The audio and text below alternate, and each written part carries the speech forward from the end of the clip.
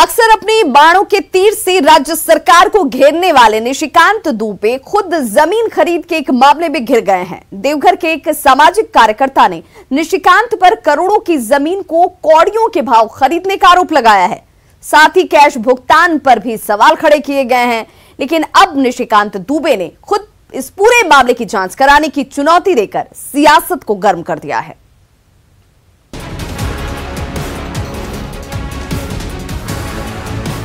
देवघर की इसी पुरानी कोठी और जमीन खरीद को लेकर बीजेपी सांसद निशिकांत दुबे विवादों में फंस गए हैं। निशिकांत दुबे ने एलोकेसी धाम की इस कोठी को अपनी पत्नी अनामिका के नाम पर खरीदी थी। 29 अगस्त 2019 को इसकी रजिस्ट्री हुई थी। लेकिन देवघर के सामाजिक कार्यकर्ता विष्णुकांत झा ने निशिकांत दुबे पर सांसद के पावर का गलत इस्तेमाल करने का आरोप लगाया। विष्णुकांत ने आरोप लगाए हैं कि इस कोठी और जमीन की सरकारी कीमत करीब 20 करोड़ रुपए है, लेकिन निशिकांत दुबे ने सिर्फ 3 करोड़ में ये जमीन खरीदी है। वहीं उन्होंने कैश से भुगतान करने पर भी सवाल उठाया। विष्णुकांत ने पूरे मामले की सीएम से शिकायत की है। इतना ही नहीं, अब इस मामले को लेकर झारखंड हाई कोर्ट में जनहित याचिका दायर करने की तैयारी में है। 2 एलिगेशन है जो कंप्लेनेंट है। उसका पहला है कि जो 20 करोड़ अप्रोक्सीमेटली मार्केट रेट है उसको इन्होंने 3 करोड़ में लिया है। 1 एकड़ कुछ जमीन है जो प्राइम लैंड है देवघर का, हम पास टाउन बोलते हैं उसे। इस रजिस्ट्री में जो डीड है उसमें दिया गया है कि इन्होंने बताया कि हमने पेमेंट जो किया वो कैश किया है। यह मामला पूरी तरह से जो है बड़े पैमाने पर घोटाले है और हमने यह मांग किया है कि सांसद निशिकांत दुबे की संपत्ति की और उनकी पत्नी की पूरा अटैच करते हुए ईडी से जांच की मांग करते हैं। पूरे मामले पर निशिकांत दुबे ने सीएम हेमंत सोरेन को जांच की चुनौती दी है। निशिकांत ने ट्वीट किया है और कहा है कि मुख्यमंत्री हेमंत सोरेन जी, देवघर की ये संपत्ति आपकी तरह बेनामी नहीं है, मेरी पत्नी के नाम पर है। झारखंड सरकार को 1 करोड़ 60 लाख का राजस्व चेक से पेमेंट किया है। जितनी हिम्मत है उतनी जांच करिए। प्रदेश बीजेपी अध्यक्ष दीपक प्रकाश ने भी निशिकांत का बचाव किया। उन्होंने कहा कि सरकार चाहे तो पूरे मामले की जांच करा सकती है। सारी चीजें बेबुनियाद हैं। सारे कागजात मेरे पास है। उन्होंने 14 करोड़ रुपए में संपत्ति खरीदी और उसका जो राजस्व होता है सरकार को देने वाला, उसका भुगतान किया है। उनकी पत्नी के नाम पर है। राज्य सरकार पास शिकायत आई थी, उसकी जांच करा ले, राजनीति न करे। निशिकांत दुबे द्वारा जांच की चुनौती देने पर जेएमएम ने पलटवार किया है। जेएमएम ने कहा है कि सरकार को जांच के लिए किसी की नसीहत की जरूरत नहीं है, जांच होगी और कार्रवाई भी। उन्होंने जो 3 करोड़ नगद देकर जमीन खरीदी है उस पर सवाल तो उठता है। 20 करोड़ की जमीन 3 करोड़ में मात्र ली गई है, वो भी नगद भुगतान कर। आप 1 लाख रुपए या 2 लाख रुपए से ज्यादा का कैश ट्रांजैक्शन कर नहीं सकते हैं। कानून बना है और उस कानून की धज्जियां उड़ाते हुए, चूंकि ये सांसद हैं, कानून को अपने ठेंगे पर रखने का ये उस तरह का इनका मंसूबा है। इस पर तो जांच होगी और कार्रवाई भी होगी। जमीन को लेकर झारखंड में राजनीति कोई नई बात नहीं है। राज्य में जब रघुवर दास की सरकार थी तब बीजेपी सोरेन परिवार पर CNT-SPT एक्ट का उल्लंघन कर जमीन खरीदने का आरोप लगाती थी। अब जेएमएम पिछली सरकार और बीजेपी पर जमीन खरीद में गड़बड़ी का आरोप लगा रही है। देवघर से ऋतुराज के साथ रांची से संजय और भुवन की रिपोर्ट। झारखंड बीजेपी अपनी नई टीम पर भले ही गदगद हो, लेकिन पार्टी की ओर से जारी कुल 102 लोगों की सूची में संथाली चेहरा पूरी तरह से नदारद है। हिमलाल मुर्मू और सूरज मंडल जैसे बड़े नेताओं को भी दरकिनार किया गया। ऐसे में सवाल ये उठ रहा है कि संथाल को लेकर ये अनदेखी कहीं बीजेपी को भारी न पड़ जाए।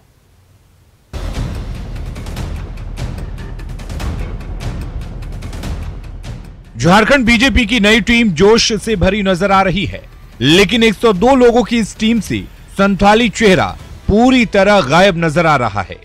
प्रदेश महामंत्री, प्रदेश उपाध्यक्ष, प्रवक्ता समेत संगठन के बड़े पदों को छोड़ भी दिया जाए तो भी संथाल में जिलाध्यक्ष और जिला संगठन प्रभारी के पदों पर भी संथाली आदिवासी चेहरे को तवज्जो नहीं दी गई। अब सवाल ये उठ रहा है कि जिस संथाली चेहरे बाबूलाल मरांडी के भरोसे पार्टी दोबारा सत्ता में आने का ख्वाब देख रही है, अगर उन्हीं के कुनबे को किनारे लगा दिया जाए तो फिर सत्ता के साहिल तक पहुंचने का सपना पूरा हो तो कैसे।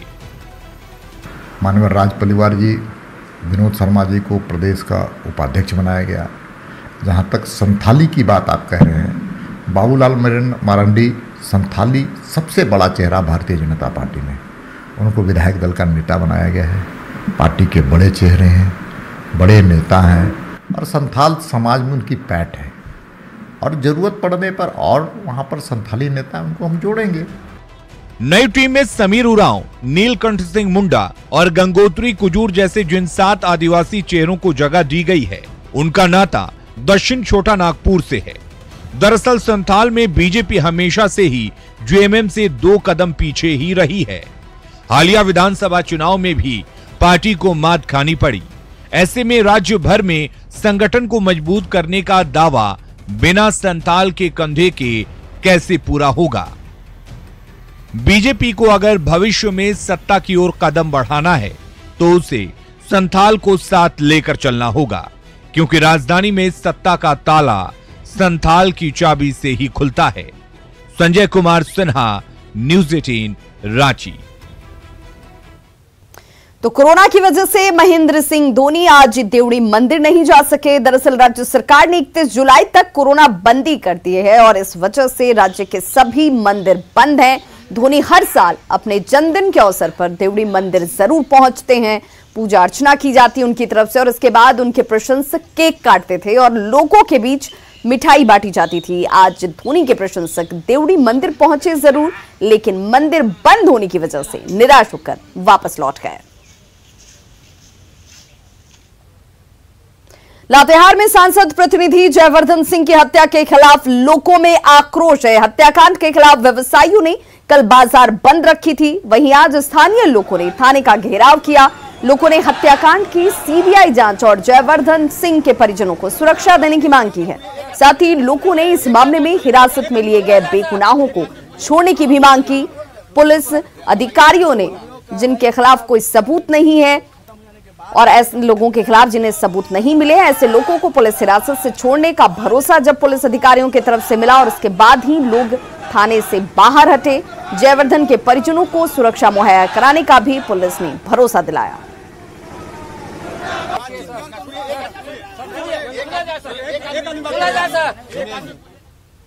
खबर खूंटी के अड़की से, जहां पर डबल मर्डर से हड़कंप मच गया है। बिरबांकी गांव के पास मांडंग बुरू जंगल में 2 साल के बच्चे और उसकी मां के शव को बरामद किया गया। दोनों की पहचान टिंगी होरो और पारता मुंडा के तौर पर की गई, जो बिरबांकी के रहने वाले हैं। और परिजनों की माने तो कल ही टिंगी अपने बच्चे के साथ जंगल गई थी, लेकिन वापस घर नहीं लौटी। आज दोनों के शव की बरामदगी की गई। दोनों की पत्थर से कूदकर हत्या की गई है। टिंगी होरो महिला समिति की अध्यक्ष भी थी। मायके वालों ने कहा है कि टिंगी का अपने पति के साथ झगड़ा होता था। फिलहाल पुलिस इस मामले की जांच में जुटी है।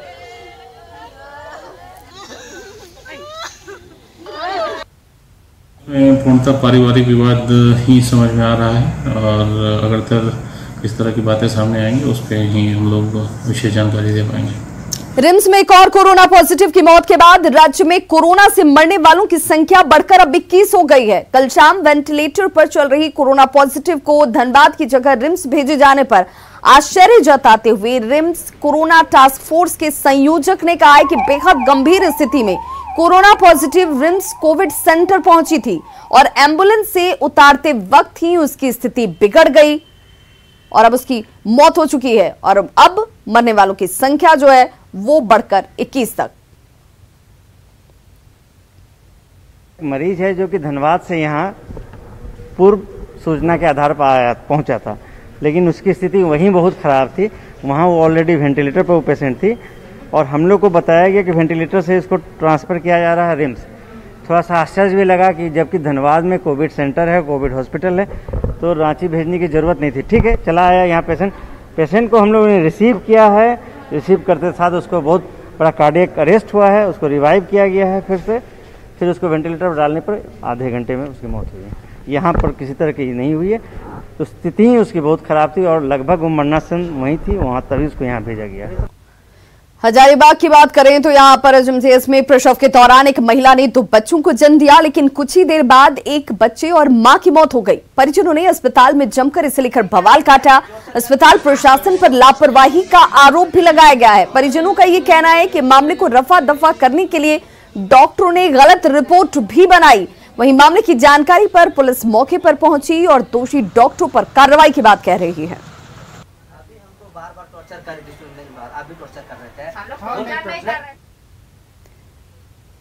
चतरा में दबंगों ने सरहद की सुरक्षा में तैनात सेना के जवान की जमीन पर कब्जा कर लिया और जब पिता अपनी जमीन की लड़ाई लड़ने पहुंचे तब दबंगों ने जवान के पिता को पीट कर अधमरा कर दिया।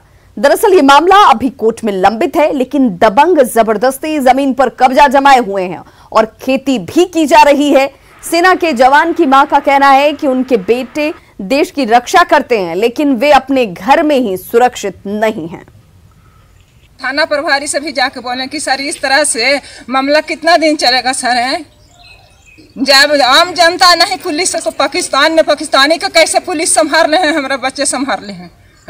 हम किस लिए बच्चे को रक्षा के लिए भेजे हैं जब उसका माता पिता के कुछ रक्षा नहीं है, कोई भी नहीं, प्रशासन नहीं कर रहा है तो जनता क्या करेगा? एसडीओ कोर्ट में चल रहा है सर, न्यायालय में, और सिविल कोर्ट भी चल रहा है चतरा शिव सब के यहाँ, और रांची भी चल रहा है सर। 47 कड़े हो गया और 16 कड़े होने दोनों पर चेक केस और इसी गोतिया के बीच में बिहार में मेरा भी चल रहा है केस 13 एकड़ 52 डिसमिल का। जमीन के संबंध में मारपीट की आवेदन मिला है, उसमें प्राथमिकी दर्ज की गई है, जांच की जा रही है। 11 लोगों पर प्राथमिकी दर्ज की गई है, आगे की कार्रवाई की जा रही है।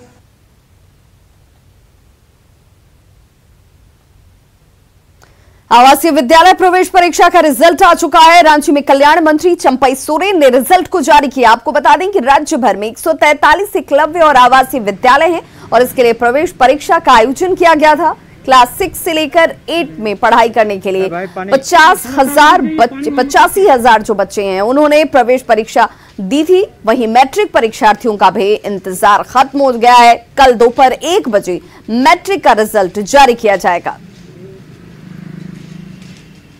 143 आवासीय विद्यालय है, उसमें 81 उच्च विद्यालय में ही हम लोग परीक्षा लेते हैं एडमिशन के लिए, और उसमें आवेदन 85,000 से भी ज्यादा विद्यार्थी भाग लिया। तो खबरों का सिलसिला लगातार जारी, आप देखते रहिए न्यूज़ 18 बिहार झारखंड।